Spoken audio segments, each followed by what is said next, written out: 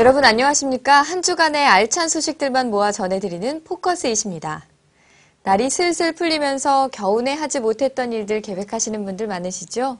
붙었던 옆구리 살 빼려는 분들도 있고 또 가족과 함께하는 캠핑이나 야외 활동 계획하시는 분들도 계실 겁니다. 이와 관련된 전시회들이 열리고 있는데요. 선우윤, 홍유정 두 기자가 다녀왔습니다. 스포츠와 레저 그리고 아웃도어를 한눈에 볼 수 있는 스포엑스 2012가 코엑스에서 열렸습니다. 이번 2012 스포엑스에서는 스마트한 기능이 탑재된 트레드밀이 눈에 띕니다. 마치 산을 오르는 것과 같은 효과를 주는 등산 트레드밀과 3D TV가 탑재되어 고화질의 영상을 확인할 수도 있으며 USB를 통해 자신이 원하는 영상을 재생해서 운동할 수도 있습니다. 이 러닝머신에도 최첨단 그런 기능들이 들어가 있습니다. 예를 들자면 터치 스크린이라든지 블루투스 무선 헤드폰이라든지 이런 기능들이 이제 들어가기 때문에 이 제품들은 이제 더 이상 기계가 아닌 가전제품으로 이렇게 평가가 됩니다. 이 러닝머신은 그 사람 심박 수에 따라가서 러닝머신의 경사도, 속도 이런 것들이 자동으로 이렇게 조절이 되게끔 되어 있습니다. 이번 전시회에서는 기계를 이용한 1차원적인 운동이 아닌 끈을 이용한 3차원적인 운동기구들이 눈에 띕니다. 대표적으로 TRX 에어라인 요가 스크룹2가 있는데요. TRX는 다양한 운동법과 퍼포먼스를 소개해주고 에어라인 요가는 공중에서 하는 요가 동작으로 섬세한 라인을 살릴 수 있습니다. 스크룹스는 주로 격투기 육상 선수들이 사용하는 운동 루프입니다. 뿐만 아니라 운동 능력을 높여주는 기능성 이너웨어도 눈에 띕니다. 맥 데이비드는 운동 경기 중 당할 수 있는 타박상을 방지하고 스킨스는 근육 및 찰과상을 방지하는 이너웨어입니다. 또한 수중 스포츠도 눈에 띄는데요. 다양한 업체들이 관련 제품을 전시하고 있습니다. 미디어의 선우윤입니다. 올해 아웃도어 트렌드는 가족입니다. 3월부터 주 5일째 수업이 전면 실시되면서 가족이 즐길 수 있는 레저용품이 더욱 활발해질 전망입니다. 좁고 불편한 텐트가 아니라 이제 아이들이 마음껏 뛰놀 수 있을 정도로 천장이 높은 대형 텐트가 눈길을 끌었습니다. 그중 콜맨 웨더 마스터 투룸하우스는 침실, 거실, 주방 등 주거와 생활 공간을 나눠서 사용할 수 있습니다.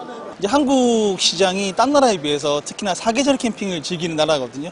그러다 보니까 더더욱이 이제 투룸이며 더더욱이 이제 내부에서 난방과 함께 가족들이 함께 내부에서 쓰실 수 있는 그런 투룸 스타일을 많이 선호들 하십니다. 기존에 이미 스타일이 나와 있긴 했었지만은 상대적으로 기존에 있던 거에 비해서 사이즈도 크게 기량이 되었고요. 내부적으로 뭐 환기 문제 등 여러 가지 면에서 많이 차별화가 되었습니다. 집 떠나면 고생도 옛말입니다. 캠핑족이 야외에서 불편함을 느낄 수 없을 정도로 버너, 테이블, 매트리스, 야전 침대 등 다양한 캠핑 용품이 나와 간편하게 사용할 수 있습니다. 올해 아웃도어 의류의 유행 컬러는 오렌지색과 에메랄드색입니다. 사이안과 오렌지를 조합하는 굉장히 좀 파격적인 좀 이렇게 예전에는 언밸런스라고 느꼈던 그런 파격 컬러들을 많이 써요. 이번 스포엑스 전시회에서는 특히 여성과 아이들을 위한 제품들이 눈길을 끌었습니다. 스포엑스와 하루 간격으로 일산 킨텍스에서는 바이크쇼가 열리고 있습니다.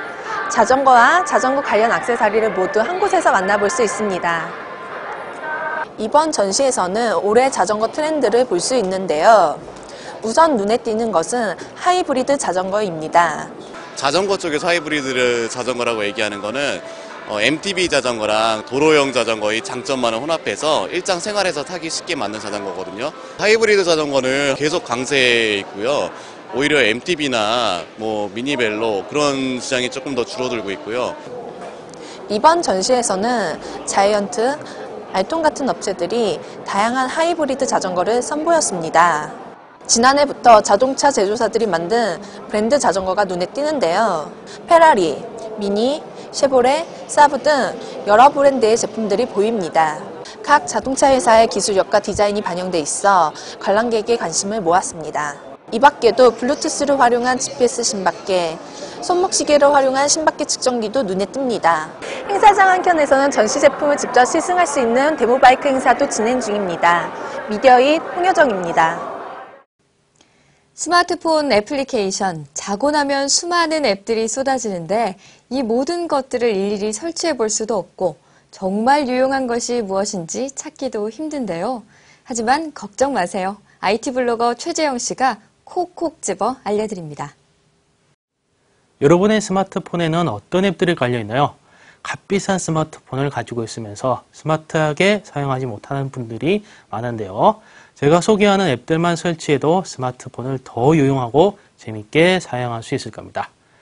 먼저 처음으로 소개할 앱은 보카로이드입니다. 3월부터 새학기가 시작되는 만큼 공부에 대한 열정도 가득할 시기죠.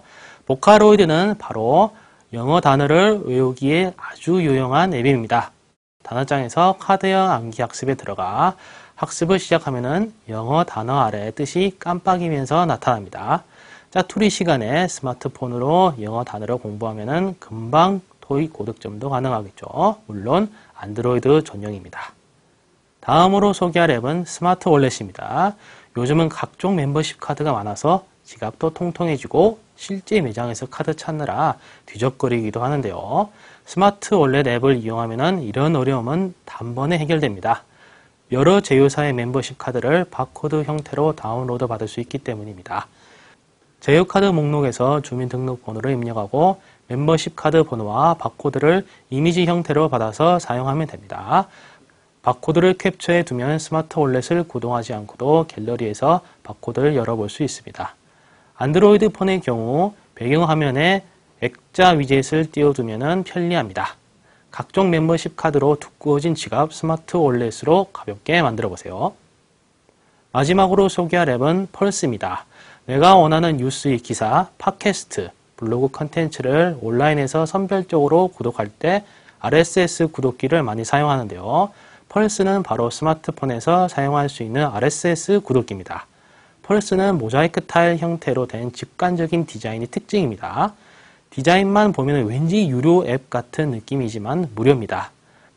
아래쪽에서 목록 버튼을 터치하면 분야별로 구독해 볼 만한 온라인 미디어 목록이 잘 정리되어 있습니다.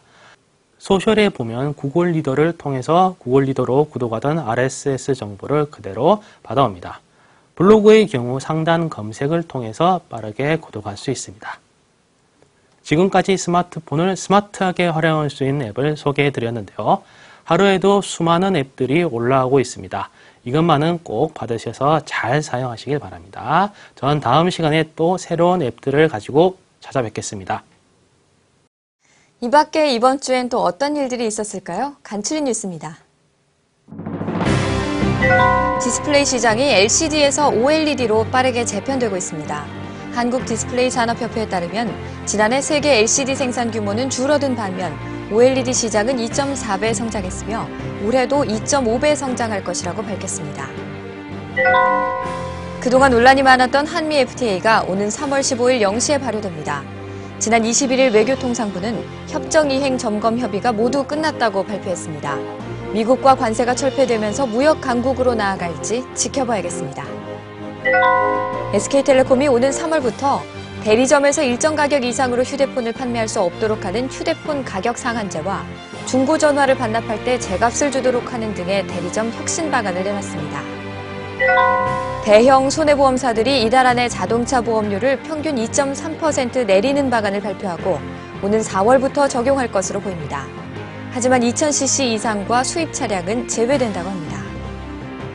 KT와 SK텔레콤은 서울과 수도권 지하철의 전동차 안에서 제공하는 와이파이 속도를 최대 5배 빠르게 개선한다고 지난 23일 밝혔습니다.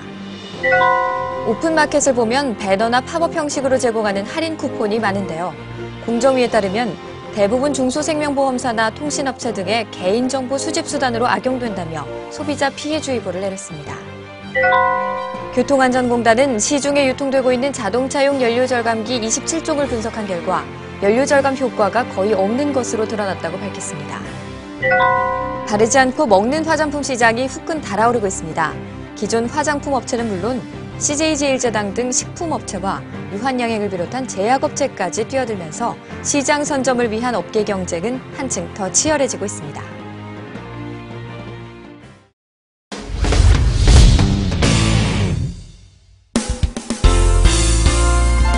LG전자는 3D 스마트폰을 출시합니다.